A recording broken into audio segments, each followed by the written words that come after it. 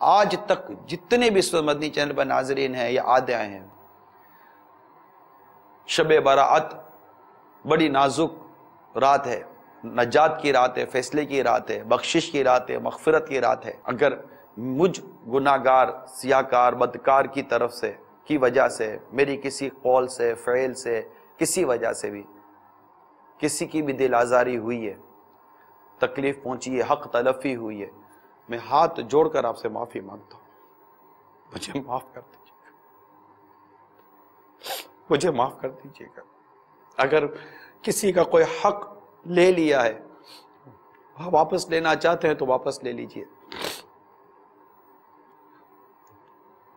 معاف کرنا چاہتے ہیں تو معاف کر دیجیے، لے لیجیے۔ اگر آپ کو لگتا ہے کہ آپ کے پیسے میں نے رکھ لیے ہیں، کوئی چیز رکھ لی ہے، تو واپس لے لیجیے۔ امید ہے اس طرح ہوا ہی نہیں ہوگا۔ میرا جس نے آج تک جو کچھ لے لیا، میرے اللہ کی رضا کے لیے ان سب کو معاف کیا۔ جو کچھ میرے ساتھ اگر کسی نے میری حق تلفی کی ہے، میں نے اپنے رب کی رضا کے لیے میرے آقا کے ہر عاشق کو معاف کر دیا۔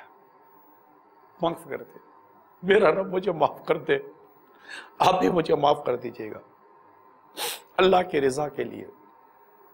میرے گھر والے، میرے دوست احباب، عزیز رشتہ دار، جان پہچان والے، دعوت اسلامی والے، محبت کرنے والے، جاننے والے، پہچاننے والے، زندگی میں جب بھی، کہیں بھی، کسی بھی موقع پر، کسی بھی موڑ پر، کسی بھی طرح، یا ماحول سے پہلے یا ماحول کے بعد، اگر مجھ گناہگار کی طرف سے آپ کی کوئی حق تلفی ہوئی ہے، اللہ کی رضا کے لیے ایک بار کہہ دیجئے ہم نے عمران کو معاف کیا،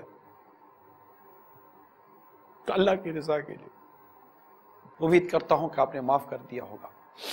ایک دوسرے سے معافی مانگیے، بس معافی مانگیے، کوئی اس میں نہیں مطلب گھبرانا شرما جائیے، بلکہ چھوٹوں کو تو چاہیے کہ اگر بڑوں نے غلطیاں کی بھی ہیں اور ناراضگی ہے، بڑوں کے قدموں میں پڑ جائیں، معافی مانگ لیجئے، آپ معاف کر دیجئے، رو رو کے معافی مانگیں، ایک دوسرے سے گلے ملیے، معافی مانگیے۔ میاں بیوی کو، بیوی شوہر کو، شوہر بیوی کو معاف کر دے۔